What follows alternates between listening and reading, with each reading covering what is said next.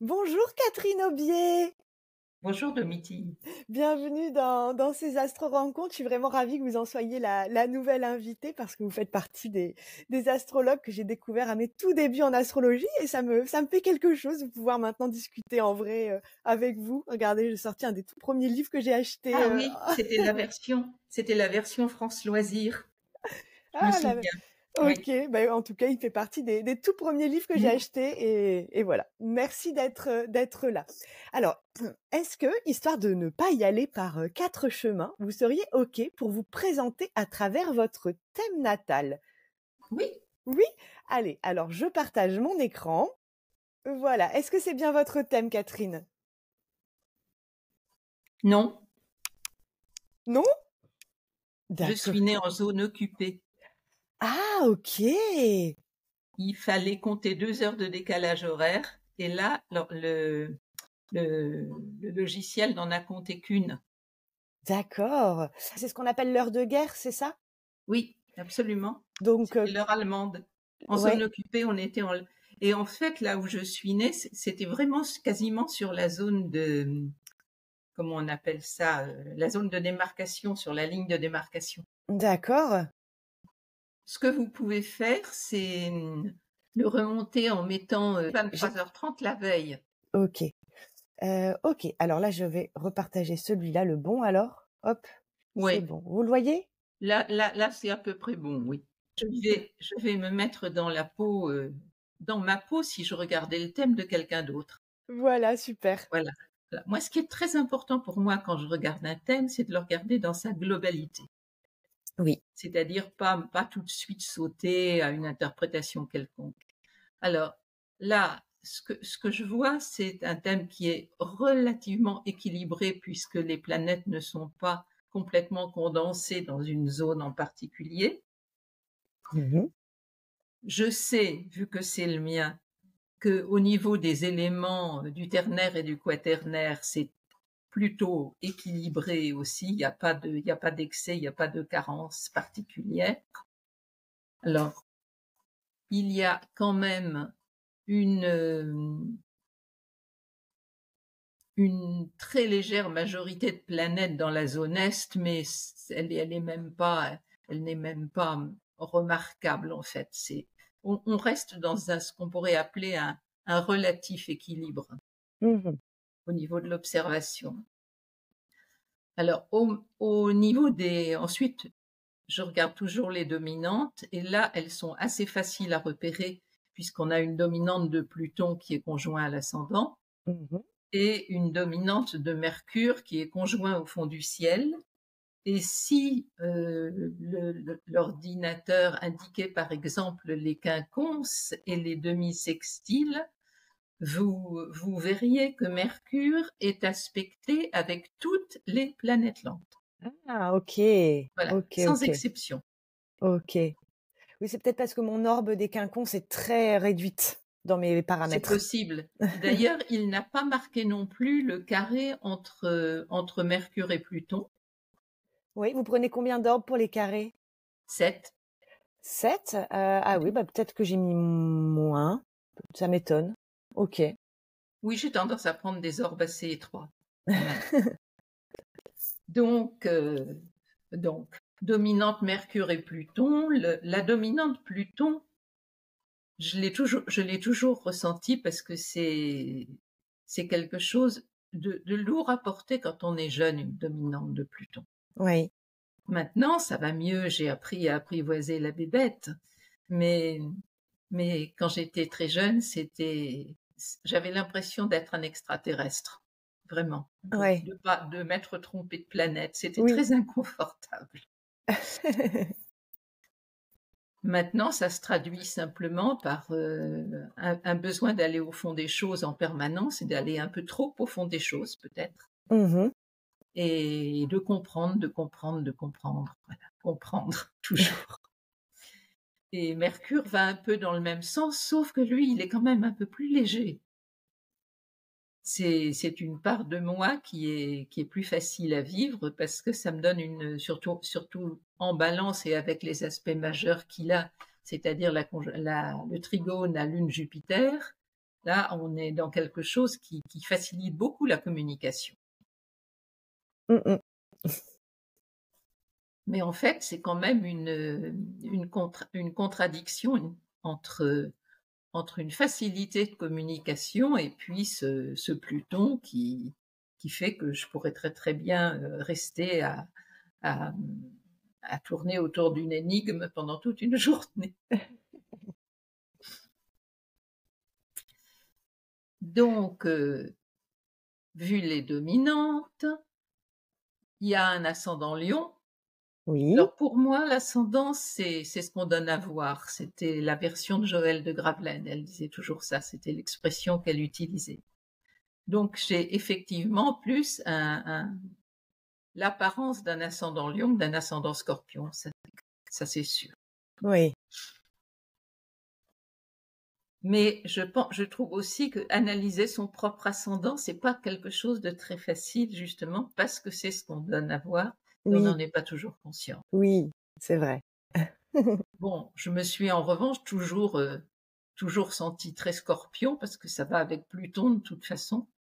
Et en fait, ce que je ressens très fort, moi, ce que je vois dans ce thème, sans penser à moi en particulier, j'y vois trois points sur lesquels on peut s'attarder. D'une part, la contradiction qui existe entre un soleil en Scorpion opposé à Saturne. Et alors ça, c'est pareil, c'est quelque chose que j'ai toujours ressenti, le doute de soi, le doute de soi, le doute de soi. Et la peur de l'abandon, la peur de perdre, voilà. Donc là, c'est quelque chose c'est une structure qui est assez pessimiste.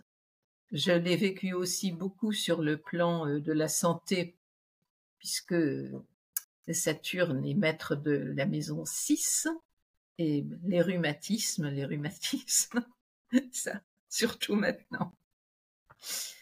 Ensuite, c'est en contradiction avec cette structure Lune-Jupiter en conjonction qui, elle, est au contraire très, très optimiste. Et c'est vrai que j'essaye toujours de voir le côté positif des choses. Je trouve toujours des excuses aux gens. J'ai toujours envie que tout le monde soit heureux autour de moi. Ensuite, un autre élément positif, c'est Mars, qui est en domicile et qui est en trigone de Pluton. C'est Oui. un aspect qu'on rencontre en général chez les personnes qui ont une résistance à une force de vie et une grande résistance. Et j'ai découvert il n'y a pas longtemps justement la présence de Chiron sur l'ascendant, et Martine Barbeau étudie Chiron dans les cas de résilience. Et je pense que ça me va assez, parce que chaque fois que dans ma vie, j'ai eu des épreuves, des deuils, des bouleversements, etc. Bon, bah, c'est toujours la résilience, et puis le côté Scorpion, on donne un coup de pied au fond pour remonter à la surface. Et puis, il y a le point faible. Alors, le point faible de ce thème, c'est le carré en T avec l'opposition Lune-Vénus en carré de Neptune. Et ça, c'est d'une part ma fragilité. Ma fragilité, c'est le plan affectif.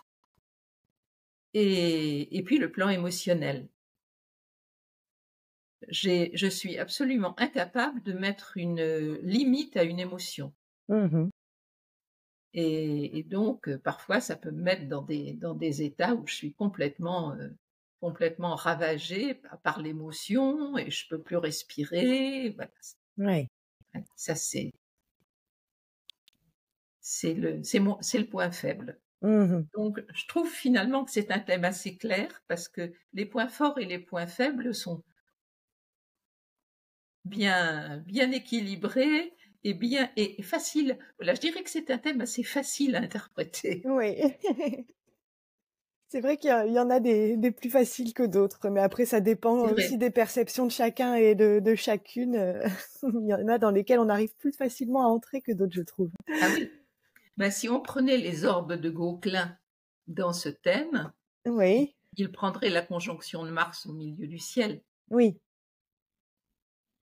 Mmh Et mh. c'est vrai que d'une certaine façon, surtout avec un Mars en 9, alors ma passion, c'est les voyages. Oui. Ouais. J'ai vraiment essayé, j'ai vraiment quasiment fait le tour du monde. Et le fait que ce Mars soit rétrograde? Alors c'est intéressant parce qu'il est rétrograde. Alors moi, je travaille souvent avec les directions secondaires et il est rétrograde 3 jours après ma naissance. Ah, OK. Oui. Il Et il ce il qu'on il m'a re raconté d'assez amusant, c'est que quand j'étais petite, je suis restée assez longtemps sans parler. Voilà, je crois que j'avais rien à dire.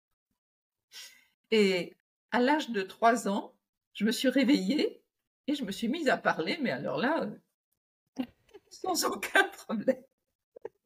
C'est ce qu'on m'a raconté. OK. Ah oui, donc 3 jours, oui, il est redevenu direct 3 jours Oui, après, votre 3 jours, naissance. 3 ans, Bah c'est le oui. principe. Ah OK. D'ailleurs, Mercure est aussi, comment dire? Au moment de ma naissance, il repartait en mouvement direct. Ah oui, Oui, il avait été rétrograde avant et il repartait en mouvement direct pile le jour de ma naissance. J'ai vu incroyable. ça sur les éphémérides. Ah C'est pour ouais. ça que je trouve qu'on ne devrait jamais travailler sans éphéméride. Oui, bah oui. Et vous n'avez pas parlé non plus du fait que votre soleil était intercepté? Je m'en sers absolument pas. Non, pas du tout? Mmh, OK. mmh. OK, c'est intéressant. Bon, bah, super, merci beaucoup Catherine de nous De rien. avoir partagé, votre thème. Hop, j'arrête le partage. Est-ce que vous pouvez nous raconter l'astrologie que vous pratiquez? Alors, c'est une question difficile. Moi, j'ai l'impression de pratiquer vraiment l'astrologie de tout le monde, une astrologie assez classique.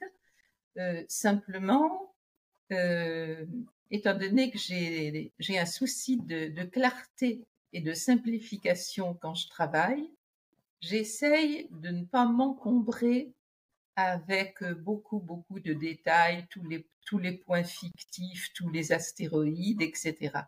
À la limite, ce que j'aurais tendance à faire, c'est une première interprétation avec vraiment les planètes et les maisons, bien sûr, et les aspects, donc le thème classique, et puis d'y rajouter les choses après et de faire une deuxième interprétation en me disant, voilà, tiens, là, ça apporte quelque chose en plus.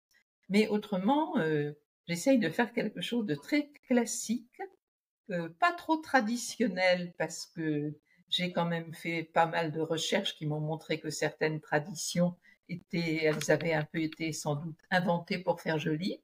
Oui. Mais, mais autrement, non, ça reste classique.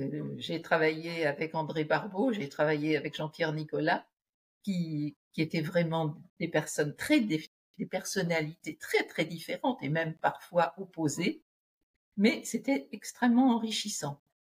Et en fait, je dirais que s'il y avait un style d'astrologie, une école d'astrologie dont je me rapprocherais le plus, ça serait quand même sans doute celle de Jean-Pierre Nicolas, c'est-à-dire l'astrologie conditionnaliste.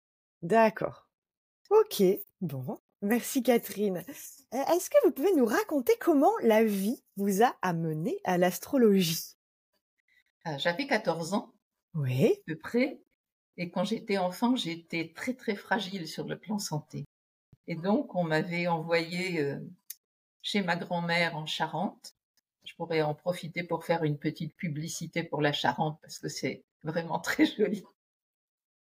Et donc, je suis restée, je me souviens pas du tout combien de temps, chez ma grand-mère à me requinquer. En fait, je faisais une anémie assez grave. Mmh. Et un jour, en cherchant dans le grenier, j'ai trouvé un vieil atlas, Oui. un atlas céleste. Ah. Et j'ai été complètement fascinée par les images que je voyais. Donc, le soir même, j'ai pris une lampe de poche, j'ai pris mon atlas, je suis montée en haut de la colline et j'ai commencé à repérer les étoiles. Ah. Alors, ça a été le premier contact, c'était purement astronomique, là, c'était pas du tout astrologique. D'ailleurs, j'ai fait pas mal d'expériences en astronomie aussi après. Et j'ai aussi trouvé, ma grand-mère décidément était une source d'inspiration, j'ai aussi trouvé des petits fascicules d'astrologie, des petits mensuels. Bon, c'était les premiers, je pense. Et donc, à ce moment-là, je me suis mise à calculer le soleil et l'ascendant de tous les gens de la famille. Voilà, c'est venu comme ça. Donc, c'est un intérêt qui a perduré, mais j'aurais vraiment aimé le faire, en fait. Tout de suite, j'ai eu envie j'ai trouvé que c'était quelque chose d'infiniment riche, mais j'étais tout à fait nulle en mathématiques. Et puis en plus, je n'aimais pas ça. Donc, je me suis découragée moi-même, en quelque sorte. Je me suis dit, nulle en maths comme je suis, jamais je pourrais faire de l'astrologie, puisque à l'époque, il n'y avait pas d'ordinateur. Oui.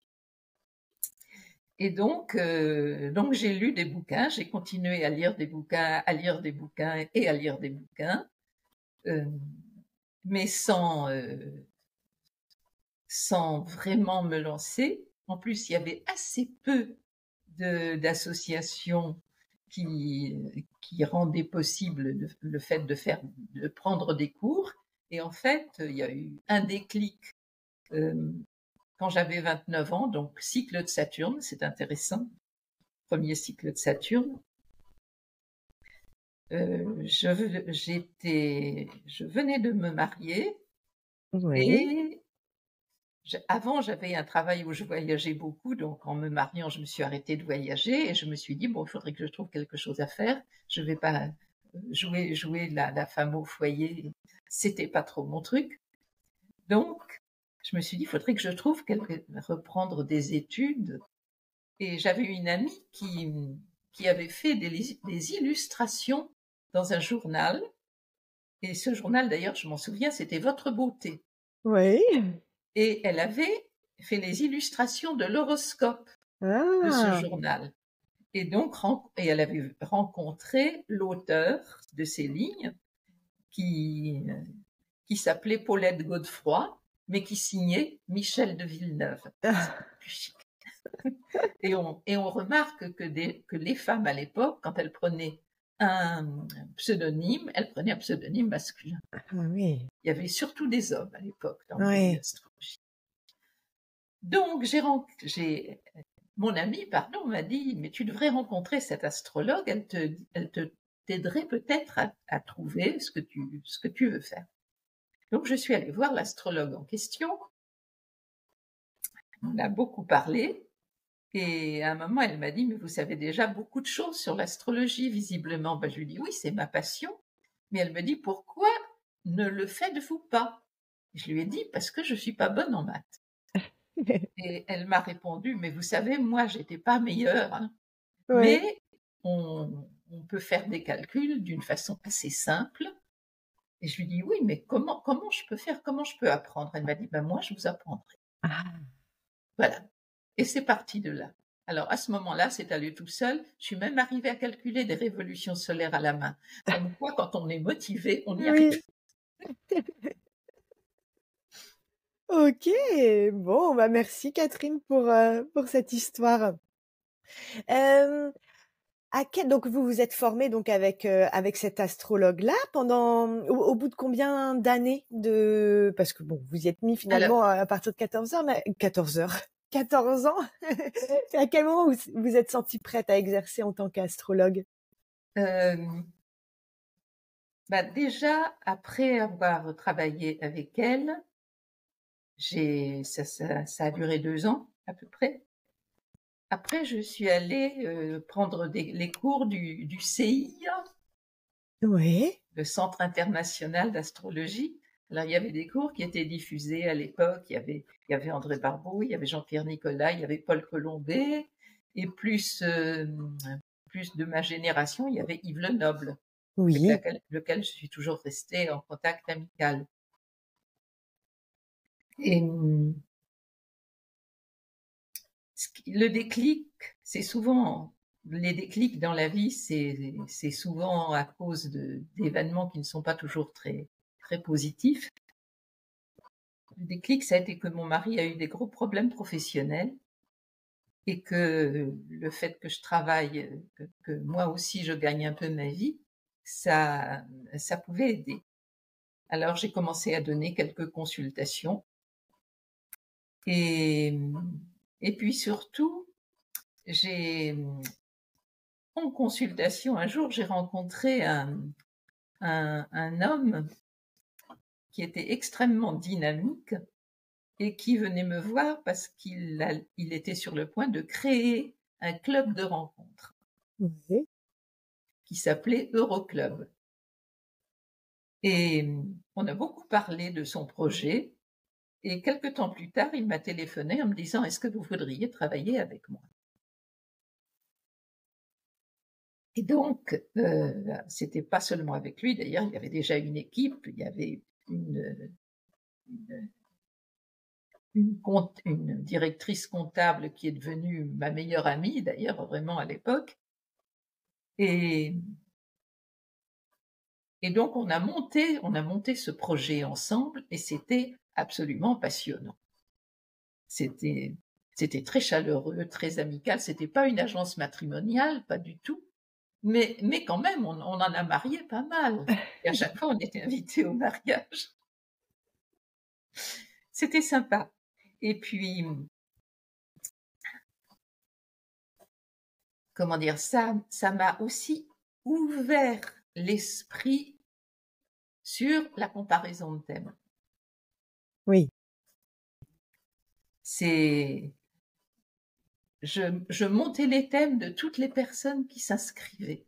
Oui. Et je faisais un petit portrait d'elles à partir de leur thème. Ah, Ce qui génial. fait que j'avais la date, l'heure et le lieu de naissance. Oui. Vraiment. Et donc, je me suis mise à regarder ce dont ces personnes avaient besoin, par exemple, au niveau affectif, en fonction de leur thème, de leurs peurs, de leurs attentes. C'était vraiment très intéressant. Et ce qui s'est passé, c'est que j'ai fait une recherche parce que je me suis dit, bon, c'est le moment ou jamais de vérifier si, quand on est célibataire, par exemple, on a vraiment Saturne en maison 7. Parce que tous les bouquins disaient, quand les célibataires ont Saturne en maison 7 et ceux qui divorcent ont Uranus en maison 7. C'était assez cohérent au niveau du symbolisme planétaire et au niveau de la situation, mais en fait, moi j'ai dû faire ça sur une centaine de thèmes. Statistiquement, ça n'est pas énorme, mais en revanche, les résultats, c'était que les gens qui étaient célibataires, ils n'avaient pas forcément Saturne en maison 7. Ils avaient davantage Saturne en maison 4. D'accord. Ce qui peut être assez logique puisque c'est quand même la vie familiale, le domicile, etc. Et en revanche, ceux qui étaient célibataires, c'était ceux qui avaient Uranus en maison 7. Oh. Alors c'était assez logique aussi puisque si on est très indépendant, on va à moins aller vers la notion de couple. Donc les Uraniens, ils avaient moins envie de se marier que les autres. Ok. Et donc là, ouais. J'avais trouvé plein de choses comme ça et j'en ai donc parlé un jour lors d'une réunion astrologique et les personnes qui étaient là, les astrologues qui étaient là, je me souviens qu'il y avait par exemple Alex Ruperti et Yves était toujours là et ils m'ont dit ah ben on va vérifier. Ouais. Et ils ont vérifié, ils ont refait des recherches avec d'autres exemples. Et puis ils m'ont dit, mais oui, c'est vrai, tu as raison. Mais ça m'a ouvert à la comparaison de thèmes qui est devenue ma spécialité par la suite. Ok. Ok. Ok. quelle histoire, quel cas Voilà. pratique. Donc j'ai travaillé dans cette société à mi-temps, Ouais, pendant pas loin de 10 ans quand même. ouais. OK et en parallèle, donc vous aviez toujours les consultations, Oui, mais je me suis jamais trop, comment dire? Je me suis jamais trop polarisée sur la consultation d'accord. parce qu'il y avait, j'ai assez vite, réalisé que c'était, d'une part, pour moi, c'était piégeant sur le plan émotionnel, Oui. parce que quand on consulte un astrologue, on a besoin d'être face à quelqu'un de neutre. Mmh. Et moi, j'étais absolument capable de me mettre à pleurer avec le consultant s'il était vraiment malheureux. Toujours Neptune. Bon, j'exagère juste un petit peu, mais il y avait une empathie qui me débordait quand même facilement. Et puis aussi, je me suis rendu compte que parfois les clients sont extrêmement manipulateurs. Ah oui. C'est-à-dire qu'ils veulent ils arrivent avec un présupposé de ce que vous allez leur dire et de ce qu'ils veulent entendre, Mmh. et ils ne vous lâchent pas tant qu'ils n'ont pas trouvé un biais qui leur fasse penser que c'est ce qu'ils veulent entendre qui va arriver. Ils ne sont pas manipulateurs sur le plan de l'analyse psychologique, sauf bien sûr quand il y en a qui vous disent: «Oh mais vous savez, moi je me connais très bien, hein». Oui. Mais ça c'est normal, et ça après on parle et ça revient tout à fait naturel. Mais sur le plan prévisionnel, il y avait quand même une démarche manipulatrice qui m'a permis d'ailleurs de vivre des gags assez incroyables. Ah bah, vous allez pouvoir nous raconter ça? Je peux vous raconter un gag, oui. Oui. C'était un jour, je vois arriver une dame très bien, très, très classe, dans les 50 ans, et qui me dit à brûle-pourpoint, alors là, sans aucune introduction: Voilà madame, je viens vous voir pour quelque chose de très précis. Mon mari m'a quitté, il est parti avec une de ses collaboratrices, et je voudrais savoir quand il va revenir. Bon, et je lui dis: vous savez, c'est assez difficile de vous répondre si je n'ai pas les coordonnées de naissance de votre mari, d'une part, là je n'ai que les vôtres, et même à la limite, si je n'ai pas celle de la personne Oui. pour laquelle il est parti. Elle me dit: mais je les ai. Alors elle me donne, j'avais déjà un semblant d'ordinateur à l'époque, donc Oui. j'ai monté les deux thèmes, et là, je suis restée scotchée, parce que son mari et la dame en question avaient la plus belle comparaison de thèmes que j'avais jamais vue de ma vie. Oh! Voilà. Ils étaient visiblement complètement faits l'un pour l'autre. Ils avaient des transits absolument fabuleux. Elle avait même des transits qui faisaient penser au fait qu'elle ait assez rapidement un enfant. Alors, j'étais très ennuyée et j'ai dit à la dame, je lui ai dit: vous savez, je ne suis pas pour vous dire quand il reviendra, il faudrait que je sois certaine qu'il revienne, et je ne suis pas sûre qu'il revienne. Je pense même qu'il ne reviendra pas, et que vous avez intérêt, vous, à, à organiser votre vie en fonction d'un éventuel divorce. Parce que c'était aussi assez fortement noté. Ouais. Et alors la dame ne m'a pas cru. Voilà, Ah! elle m'a dit: «Non, non, ça n'est pas possible, il est déjà parti plusieurs fois, à chaque fois il est revenu». Je lui dis: «Oui, mais parfois il faut une première fois, là je n'ai pas l'impression qu'il revienne». Et elle m'a harcelée pendant 1 heure, la pauvre, et pour que je lui dise qu'il allait revenir, et à chaque fois je lui disais: «Non, il ne reviendra pas», et là, à un moment donné, elle me dit: «Mais combien de chances il y a qu'il revienne?» Alors j'ai dit: «Bon, 1 sur 100». Bon, et la dame part, et me téléphone peut-être 2 mois après en me disant: «Madame, j'étais venue vous voir il y a 2 mois, alors inutile de dire que je m'en souvenais, hein, parce que c'était quand même pas une histoire banale du tout. Et puis ça m'avait marqué parce qu'en même temps, c'était cette dame qui s'accrochait à un rêve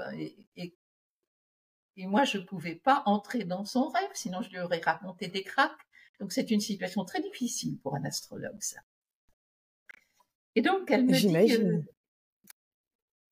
donc vous vous souvenez de moi? Eh bien, vous savez, vous vous êtes trompé du tout au tout. Ah, C'est je lui pas dis, ah bon, vrai. votre mari est revenu? Ben, elle me dit non, mais vous m'aviez dit qu'il y avait 99 chances sur 100 pour qu'il revienne et une chance sur 100 pour qu'il ne Ah! revienne. Elle avait inversé en fonction de... Voilà. Et en fait, c'était exactement le mari avait demandé le divorce parce que sa compagne attendait un bébé. Ah là Et, là. ouais. Et ça, c'est un exemple type d'une part de situation très difficile pour un astrologue, humainement très difficile, Ouais. et puis de manipulation aussi de la part du consultant. Ouais, ouais, mais dans le fond, c'est eux-mêmes qui manipulent. Oui, oui, oui, tout à fait, tout à fait. Eh beh, bon, bah, merci pour cette anecdote, Catherine. Quelle est la réaction la plus, surprenante ou la plus drôle, la plus improbable que vous ayez déclenchée chez quelqu'un en lui annonçant que vous étiez astrologue? Bien sûr, en général, c'est des gens qui ne connaissent pas l'astrologie. Euh, en général, non, j'ai pas eu de réaction improbable parce que je me suis assez vite habituée aux réactions classiques, c'est-à-dire ah bon et vous y croyez? Très sincèrement, la dernière fois où j'ai eu cette question-là, c'était l'année dernière où je suis passée au mois de janvier à CNews pour parler de l'année qui venait. Je me souviens d'ailleurs que j'avais dit oh toute l'année est assez calme, mais alors à l'automne ça va commencer à chauffer. Ouais. Donc le présentateur m'accueille en me disant bonjour Catherine Aubier, alors est-ce que vous croyez à l'astrologie? Je lui ai répondu que le terme croire était inadapté dans une situation comme celle-là, mais c'est vrai que c'est la réaction la plus courante, c'est celle-là. Est-ce que vous y croyez? Ouais.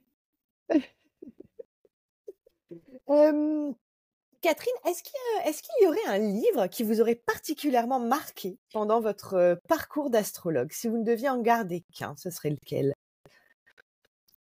Vous parlez pas des miens, là, un livre extérieur. Non, un livre extérieur, oui. Après, vous pouvez aussi nous parler des Euh, vôtres, hein.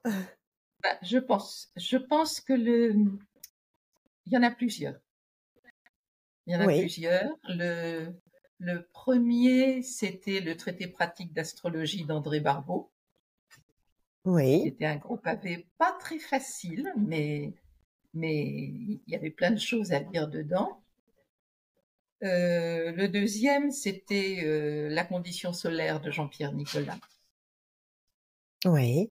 Et puis, je me souviens avoir été aussi très frappée par un livre de Hadès, mais dans le mauvais sens, Ah parce oui. que oui, parce que c'était, comment dire, le côté déterministe, mais alors déterministe à un point vraiment terrifiant. Et je conçois qu'avec l'astrologie, on ait quand même quelques prédispositions à vivre certaines choses, c'est évident. Mais je crois aussi que quand on travaille un peu sur soi, quand on travaille son thème ou qu'on se fait aider pour ça, on peut arriver justement à se débarrasser de certains déterminismes. Mmh.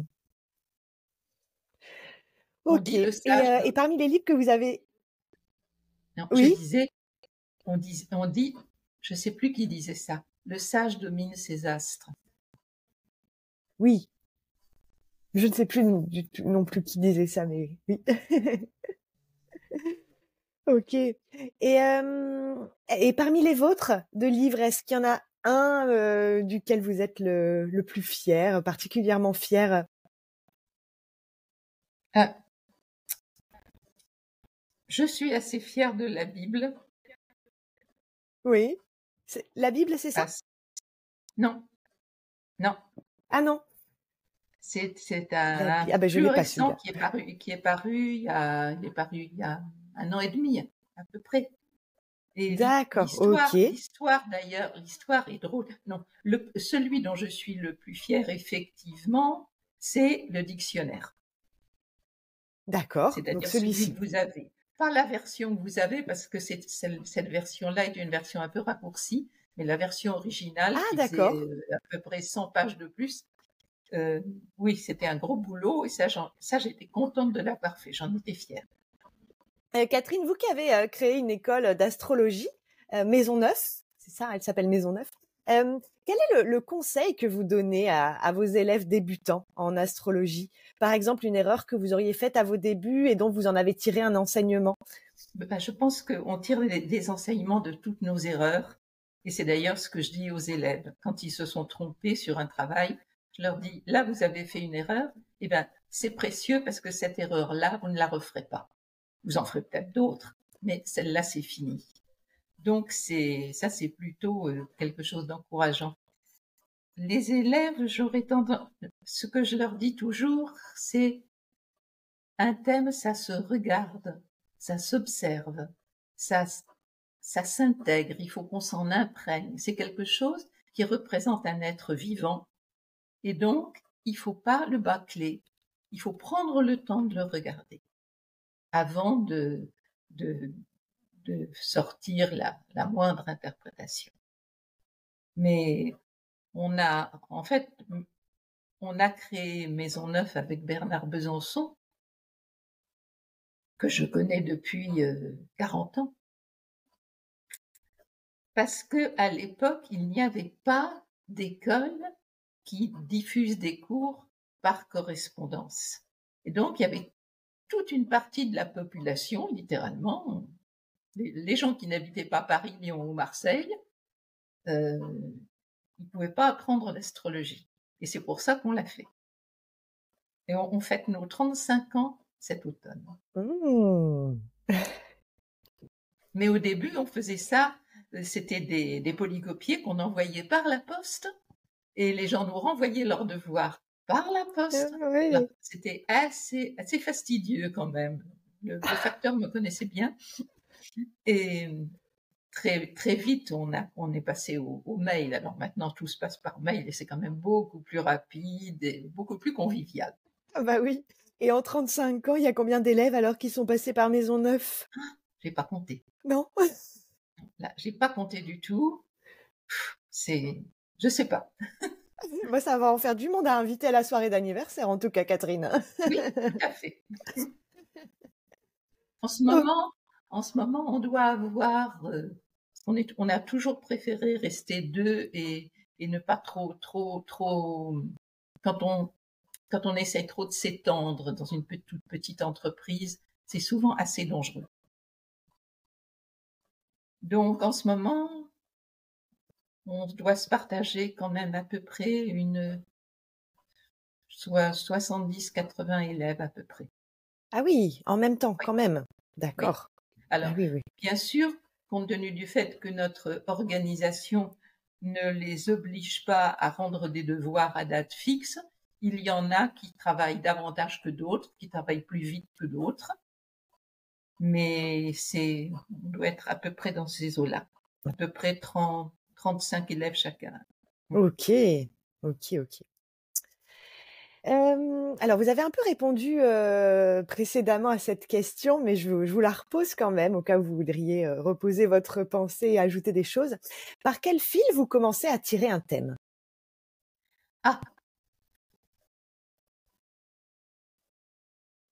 alors déjà, dans un premier temps, je regarde si dans ce thème, il y a quelque chose qui est visiblement particulier.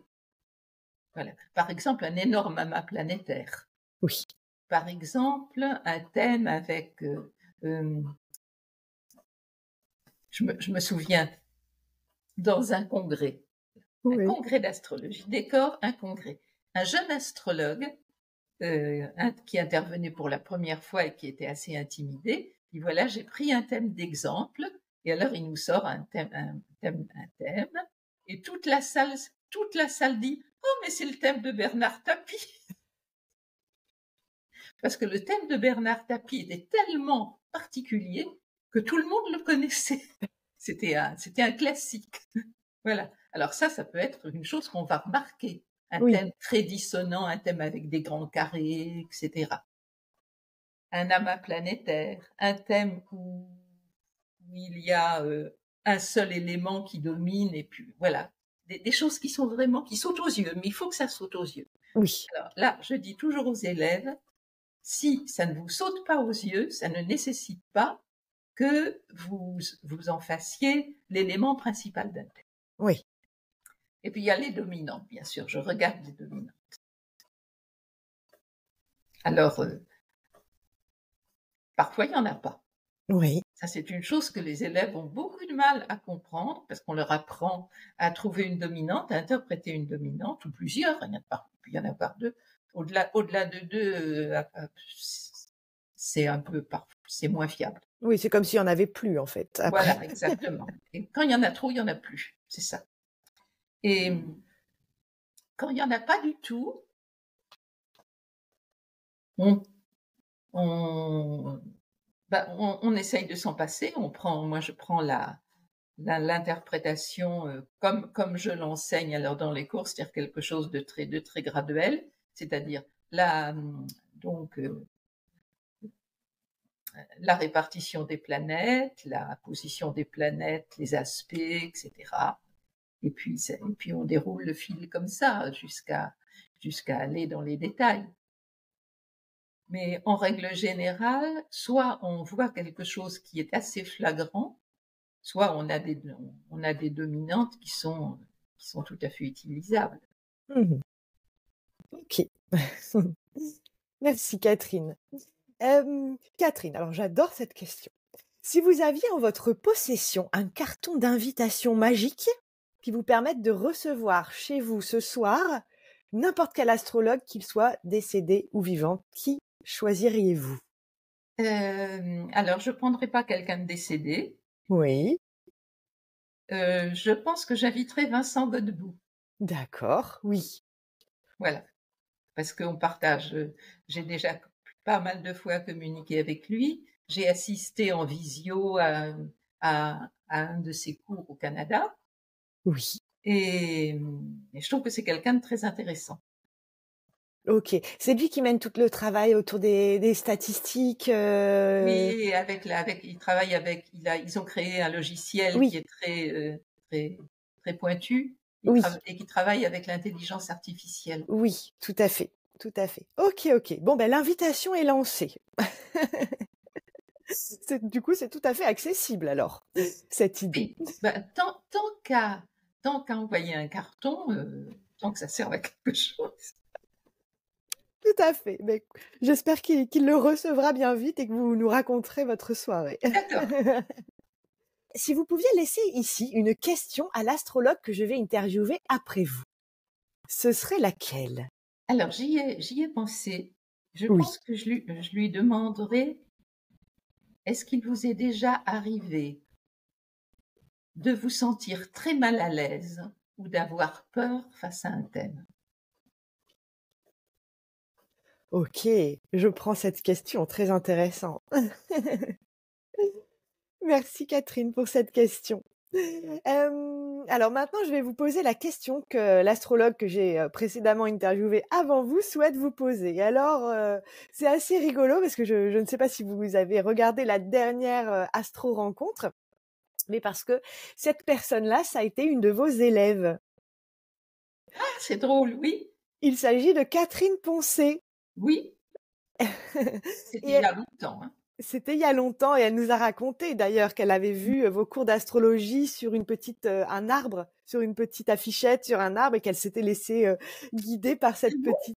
Oui, ben, je vous invite à regarder son astro rencontre. Elle raconte ça dans son je vais le interview. regarder, oui, c'est Ben sûr. oui.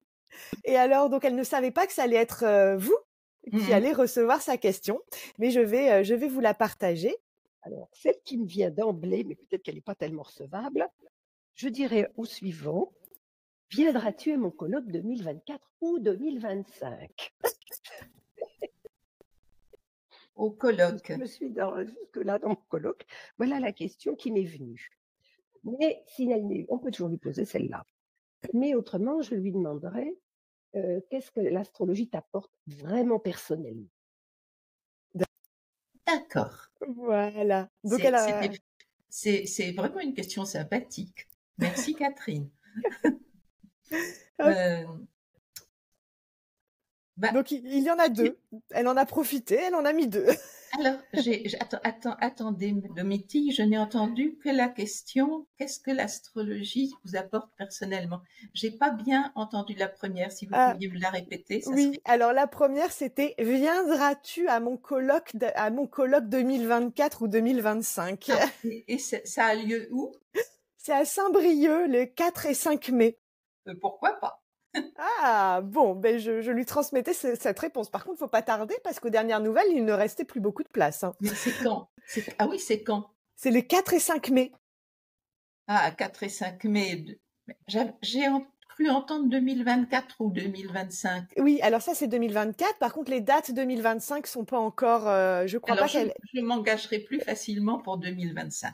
Très bien. Bon bah Catherine, voilà, la réponse est là. Voilà. Rendez-vous en Alors, la 2025. réponse à la deuxième question, en revanche, j'aurais tendance à dire tout. Voilà. Parce que d'une part, ça m'a permis de vivre et et de travailler en aimant ce que je fais et de vivre avec grâce à quelque chose que j'aime. Donc ça, c'est complètement précieux.